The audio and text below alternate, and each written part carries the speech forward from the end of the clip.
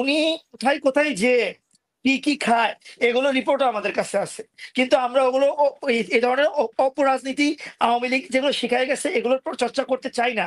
আমরা তো একটা সুন্দর সুন্দর সুন্দর রাজনীতি করতে চাই, যেখানে আমরা শুধুমাত্র বাংলাদেশ পন্থাকে মুখ্য হিসেবে দেখবো, বাকি সবকিছুকে গৌণ হিসেবে দেখবো। কিন্তু উনি এগুলো করে কি কি পাইলেন বলেন? সার্জিস আলম বলেন, হাসনাত আব্দুল্লাহ বলেন, নাহিদ ইসলাম বলেন, আর আসিফ মাহমুদ, সজীব ভুইয়া, আর মাহফুজ, আর হচ্ছে আখতার হোসেন, নাসিরউদ্দিন পাটোয়ারি, আব্দুল হান্নান মাসুদ, তাসলিম যারা, এই যে সামনে সারির যে 10-15 জন আছে, যাদেরকে আমি আমি নিজে অন করি, তারা আমাকে অন করে, আমি তাদের ব্যাপারে ক্লিন একটা সার্টিফিকেট আপনি দিতে পারবো। এই ধরনের কোনো কিছুর সাথে এরা জড়িত না, পরিষ্কার কথা। যারা এই এই গণ অভ্যুত্থানকে ওন করে, তারা কখনো বসুন্ধরা থেকে 1 পয়সা নিয়ে 1 পয়সা তাদের শরীরে ঢুকতে পারে না, এটা আমি বিশ্বাস করি। মাহমুদ সজীব ভুইয়ার এখন যে বয়স, এর চাইতেও ডাবল বয়সের লোকেরা মজা করে করে হাঁসের গোস্ত খাওয়ার জন্য আহ, ইয়া ওই নীলা মার্কেটে মার্কেট। যায়। হ্যাঁ, নীলা মার্কেটে যায়। এটা শুধু তার না, ওখানে আপনি যদি একদিন যেয়ে দেখেন, মিনিমাম দৈনিক মনে হয় 30 থেকে 40 হাজার লোক সেখানে হাঁসের মাংস খাওয়ার জন্য যায়, ছুটির দিন বাদ দিয়ে। হ্যাঁ, আমার কখনো এরকম ভাবে যাওয়া হয়নি। কোনো একটা আমি হচ্ছে বাণিজ্য মেলার অনুষ্ঠানে ছিলাম, বাণিজ্য হুম। মেলার অনুষ্ঠান শেষ করে যখন এখানে আসতেছিলাম, রাস্তায় জ্যাম ছিল, তো আমি একটু ভিতর দিয়ে আসলাম। তো আমরা যে উবারে করে আসতেছিলাম, ওই উবার ড্রাইভার ভিতর দিয়ে আসলো, তো উনি আমাদেরকে বললেন এটা হলো বিখ্যাত নীলা মার্কেট। আমি ওই দিন দেখছি, শুনছি আর কি। হুম। এছাড়া কোনোদিন আমার যাওয়া হয়নি বা ওখানে খাওয়া হয়নি। বাকি হচ্ছে এরকম অনেক মানুষ সেখানে যায়, কিন্তু সে সে হচ্ছে রাত্রিকালীন কাজ করে, এটা আমরা আমরা নিজেও দেখছি।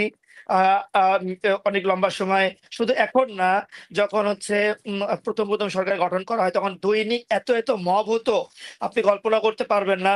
প্রায়, সরি, প্রায় 4 থেকে 5 মাস তো শুধুমাত্র শ্রমিক অসন্তোষ হয়েছে বাংলাদেশে, বিভিন্ন বিভিন্ন সেই শ্রমিক অসন্তোষ গুলো কিভাবে কাটানো যায় এগুলো নিয়ে নিয়মিত সে পরিশ্রম করছে, নাহিদ ইসলাম পরিশ্রম করছে, তারপরে পরবর্তীতে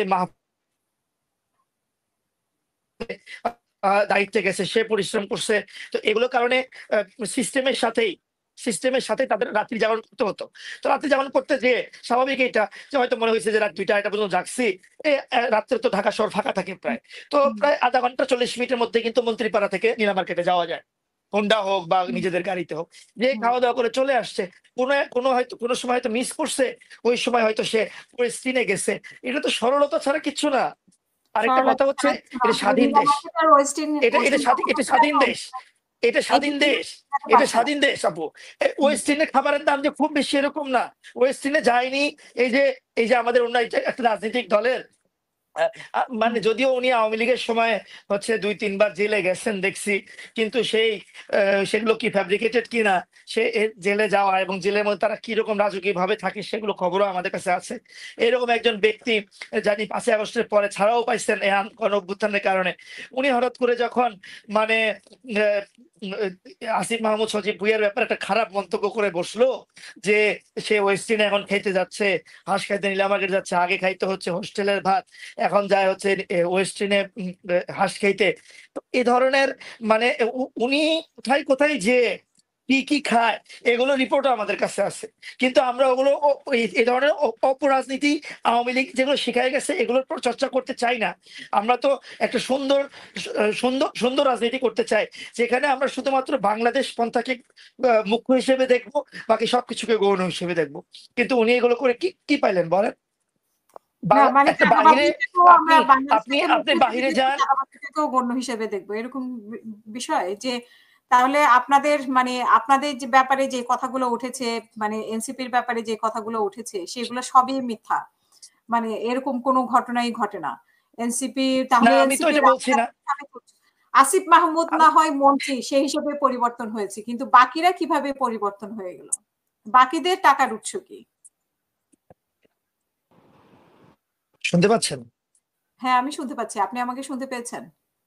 জি জি জি, আমি বলছিলাম যে আসিফ মাহমুদ সজীব ভুইয়া ছাড়াও অন্যান্য যে ঘটনাগুলো আছে, যেমন ওই দিন একটা ফুটেজে দেখাই যাচ্ছে যে সে তারা টাকা নিচ্ছে, হুম।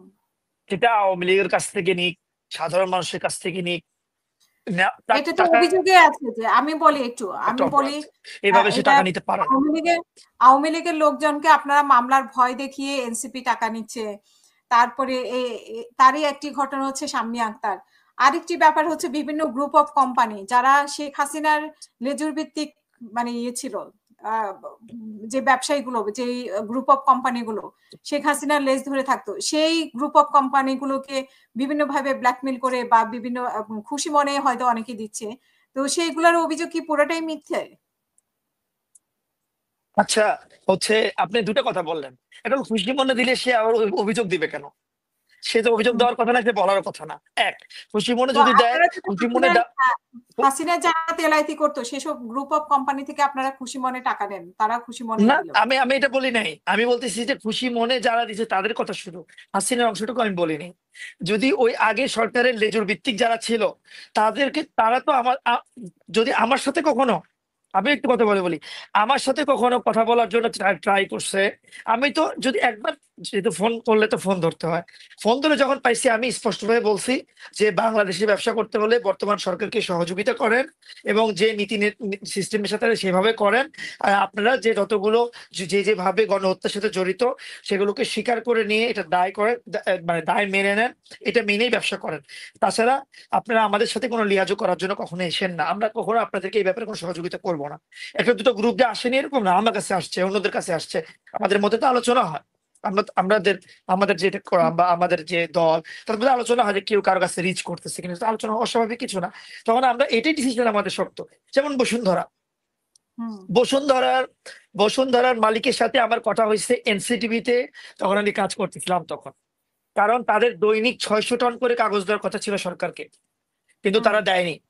যখন ওয়াহিদুদ্দিন মাহমুদ সাহেব আমাকে বললেন, উপদেষ্টা মহোদয় তোমরা একটু কথা বলো, আমি বললাম স্যার আমার অথরাইজেশন কি? উনি বলেন আমি তোমার অথরাইজেশন, তুমি এর কথা বলো। আমি তখন কল দিলাম তাকে, ওনাকে পাওয়া যায় না। আপনি বসুন্ধরার ব্যাপারে জানেন যে বাংলাদেশের মধ্যে একটা আলাদা স্টেট বানায় রাখছে তারা, বাংলাদেশের মধ্যে একটা ভীতিকর একটা, মানে তাদের এখানে পুলিশ ঢুকতে পারে না বসুন্ধরা সিটির মধ্যে, এরকম একটা পরিবেশ তৈরি করে রাখছে। যাই হোক, তো তাকে 2 দিন পরে পেলাম। সে যখন কল ধরলো, আমার পরিচয় জানতে চাইলো, আমি বললাম যে আমাকে শিক্ষা উপদেষ্টা মহোদয় ডক্টর ওয়াহিদুদ্দিন মাহমুদ সাহেব আমার সাথে কথা বলতে বলছেন। আপনার কথা ছিল যে আপনি 600 টন করে কাগজ দিবেন, আপনার আপনার কারখানা থেকেই প্রায় 25,000 টন কাগজ আসার কথা ছিল, যেগুলো দিয়ে বই ছাপানো হবে। উনি বললেন এনসিটি, আবারও আমি পুষ্ট করে বলতেছি, বসুন্ধরার মালিক আকবর সোবহান শাহ আলম, সে এই কথা আমাকে ফোনের মধ্যে বললেন যে আমি তো ইউনুসকে গুনি না। তখন চিন্তা করেন, 5ই আগস্টের পরে, এটা মনে হয় ডিসেম্বর মাসের কথা, ডিসেম্বর মাসে 4-5 মাস পরেই আমাদের আমাদের সবার কাছে সুনামধন্য, আমাদের প্রিয় মানুষ, বা উনিও তার সব কাজ ফেলে দিয়ে বাংলাদেশের জন্য দায়িত্ব নিতে আসছেন, ডক্টর মোহাম্মদ ইউনূস সাহেব। ওনার ব্যাপারে এইরকম একটা মাফিয়া, যার প্রত্যেকটা প্লটের নিচে একটা করে লাশ পাওয়া যাবে বসুন্ধরার, সে যখন এই কথা বলে যে আমরা খারাপ লাগতেছে আমাকে বলতে, তাকে গুনেই না। তখন আমি তাকে বললাম যে এই শাহ আলম সাহেব শোনেন, আপনি যদি বাংলাদেশে ব্যবসা করতে চান তাহলে অন্তর্বর্তীকালীন সরকারকে সহযোগিতা করতে হবে আপনাকে। আর যদি বাংলাদেশে ব্যবসা না করতে চান, আপনি বাংলাদেশে থাকতেই পারবেন না। যদিও ওনার পাসপোর্ট অলরেডি, তারপর অন্যান্য এগুলো বন্ধ করে রাখা হয়েছে, উনি ঘরবন্দি অবস্থায় আছে, বিভিন্ন দুর্নীতির দায়ে উনি অনেকগুলো ইতে আজকে জড়িত আছেন, এই জন্য এই করছেন। উনি এরকম, তো আমরা তাদের সাথে কিভাবে মিশবো? আমি তো কখনোই মিশবো না। তার ব্যাপারে তো কোনো কিছু হলো না। আমরা দেখলাম যে শেখ হাসিনা দোষর যারা, তাদের ব্যাপারে অনেকের ব্যাপারে মানে মক করা হয়েছে বা গড়ভারি ইয়ে করা হয়েছে, কিন্তু বসুন্ধরা বা বিভিন্ন গ্রুপ অফ কোম্পানি তাদেরকে কিন্তু আপনারা টাচ করতে পারেন নাই। তাদের ব্যাপারে কিন্তু আপনি যে বললেন যে পুলিশ ঢুকতে পারে না, তার মানে কি এনসিপিও ঢুকতে পারে না বা এনসিপিও তাদেরকে কিছু করার ক্ষমতা রাখে না, বা জনসাধারণ যেটা আমরা বলি যে জনগণের মবের শিকার হয়েছে অনেকেই, তো জনগণও সেখানে ঢুকতে পারে না। এরা সবসময় আপনি খুব সুন্দর একটা কথা বলছেন, সুন্দর একটা কথা বলছেন। এটা দুটা উত্তর। একটা হচ্ছে এখনো পর্যন্ত করা হয়ে ওঠে নাই, একের পর এক বিভিন্ন পরিস্থিতি হওয়ার কারণে হয়ে ওঠে নাই। কিন্তু এগুলোকে আমরা মানে ছেড়ে দিছি এরকম না, হয়ে ছেড়ে ওঠে দিছি নাই এরকম নাকি না, তাদের সাথে আপনাদের একটা সমঝোতা, মানে কখনোই না। বসুন্ধরা থেকে সমঝোতা আছে, টাকা নিয়েছে সমঝোতা আছে, এরকম একটা অভিযোগ আছে? সমঝোতা আছে আলিমা মজুমদারের, সমঝোতা আছে আলিমা মজুমদারের, সমঝোতা আছে ওয়াহিদুদ্দিন আমি তো মাহমুদ স্যারের। দেখেছি কিভাবে আছে সাইদুল জানেন? আলমের আছে, আপনাদের আছে। না, তারপরে বিলকুল NCP নেই। আমার সহযোদ্ধাদের ব্যাপারে বেশ এই আমি প্রথম সারির কয়েকজনের ব্যাপারে আমি নির্দ্বিধায় আমি তাদের দায় মেনে নিতে পারবো। সার্জিস আলম বলেন, হাসনান আব্দুল্লাহ বলেন, নাহিদ ইসলাম বলেন, আর আসিফ মাহমুদ, সজীব ভুইয়া, আর মাহফুজ, আর হচ্ছে আখতার হোসেন, নাসিরউদ্দিন পাটোয়ারি, আব্দুল হান্নান মাসুদ, তাসলিম জারা, এই যে সামনে সারির যে 10-15 জন আছে যাদেরকে আমি আমি নিজে অন করি, তারা আমাকে অন করে, আমি তাদের ব্যাপারে ক্লিন একটা সার্টিফিকেট আপনি দিতে পারবো। এই ধরনের কোনো কিছুর সাথে এরা জড়িত না, পরিষ্কার কথা এটা। কেন না দেখেন, কেন এদের উপর প্রশ্ন আসতেছে? তার কারণ হলো, যেদিন আমি শাহ আলমের সাথে কথা বললাম বসুন্ধরা মালিকের, তারপরের দিনে আমাকে হয়তো দিন মাহমুদ স্যার কল দেয়, বলে যে তানভীর তুমি তো অনেক ভালো নেগোসিয়েশন করছো। আমি বললাম স্যার কি হলো? বলে শাহ আলম সাহেবের সাথে কথা বললাম, বসুন্ধরা মালিকের সাথে, উনি না প্রত্যেকদিন 20 টন করে কাগজ দিতে চাইছে। আমি বললাম স্যার, অন্তর্বর্তী সরকার কি ফকির? আপনি কি ফকির? সরকার কি ফকির হয়ে গেছে? তো ওর 20 টন করে কাগজ দিতে হবে? দৈনিক 600 টন দিলেও আমার চাহিদা পুরো হবে না। দৈনিক 4000 টন করে কাগজ লাগে আমার বই ছাপাইতে। আপনি কিভাবে এটা বলেন? বলে না না না, এত বড় কোম্পানি, একটু মিলেমিশে। আমি বললাম স্যার, কোনোদিন মিলেমিশে কাজ করবো না আমরা তাদের সাথে, কারণ তারা স্বৈরাচারের দোষক ছিল। এইরকম এই ধারণাটা শুধু আমার মধ্যে না, আমার যতগুলো সহযোদ্ধা আছে এনসিপির প্রথম সারির এবং অন্যান্য রাজনৈতিক দলেরও, যারা এই এই গণ অভ্যুত্থানকে ওন করে, তারা কখনো বসুন্ধরা থেকে 1 পয়সা তাদের শরীরে ঢুকতে পারে না, এটা আমি বিশ্বাস করি। এই জন্য আমি বলি, আমি আপনাকে নাম বলতেছি, বর্তমান বাণিজ্য মন্ত্রী কি করছে জানেন? এই যে মোস্তফা কামাল, মেঘনা গ্রুপ অফ ইন্ডাস্ট্রির মালিক, না মোস্তফা কামাল, হ্যাঁ, হচ্ছে মেঘনা গ্রুপ অফ ইন্ডাস্ট্রির মালিক। সে কি আওয়ামী লীগের দর্শন না? সে কি তাদের লিয়াজু করে ব্যবসা করেনি? সে কি করছে? তার কিন্তু এখনো দুর্নীতি দমন কমিশনে তার ব্যাপারে যথেষ্ট হচ্ছে, কি বলে, তদন্ত হচ্ছে, মামলা হয়েছে। তার কিন্তু পাসপোর্ট বাতিল, তার কিন্তু এনআইডি বাতিল। কিন্তু বাণিজ্য মন্ত্রীর সাথে সে আমেরিকা কিভাবে গেল? আমেরিকা কিভাবে গেল? আপনি বলতেছেন এনসিপি বলতেছে, শোনো না, আমি অন্যান্য দলকেও বলবো না, বিএনপি জামাতকেও বলবো না যে এই সমস্ত লোক এদেরকে পালে কি পালে না। আমি তো তাদেরকেও আমাদের গণ অভ্যুত্থানের সহযোদ্ধা মনে করি। কিন্তু আমি নিশ্চিত করে কয়েকজনের নাম বলতেছি।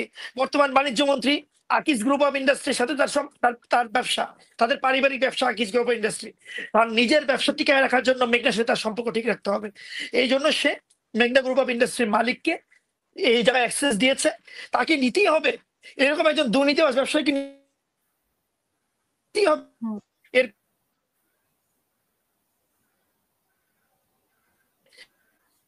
হচ্ছে আকিজ সাহেব, যিনি বাণিজ্য মন্ত্রী হিসেবে আছেন, আলিদা সাহেব, উনি উনি এই লিয়াজু থাকেন। তারপরে হচ্ছে ওয়াহিদুদ্দিন মাহমুদ স্যার, উনি এই লিয়াজু মেনটেন করে থাকেন। তারপর হচ্ছে আমাদের অর্থমন্ত্রী ডক্টর সালেউদ্দিন আহমেদ সাহেব, উনি প্রত্যেকটা ব্যবসায়ীদের সাথে আলাদা আলাদা করে বসছেন। ওনার জামাই হচ্ছে বর্তমানে স্টক এক্সচেঞ্জের, বাংলাদেশের যে বিসেক, সেইটার হচ্ছে প্রধান। বাংলাদেশের স্টক এক্সচেঞ্জ সিস্টেমটাকে তছনছ করে ফেলছে। উনি মাত্র কয়েকটা গ্রুপ অফ ইন্ডাস্ট্রিকে সুবিধা দেন, তার মধ্যে একটা বসুন্ধরা, একটা মেঘনা, আর একটা হচ্ছে পার্টেক্স। ছি, আপনি কল্পনা করতে পারবেন না এই পার্টেক্স গ্রুপ অফ ইন্ডাস্ট্রি যে বেনজিরের সাথে আপনি জানেন সমস্ত ব্যবসা করছে, সাবেক আইজিপি, তার সাথে গাজীপুরে রিসোর্ট বানাইছে 600 একর জায়গার উপর। সেই পার্টেক্স গ্রুপের মানে মালিকদের সাথে লিয়াজু করে এখন আমাদের সরকারকে চলতে হবে। এত দেনা হয়ে গেছে সরকারের।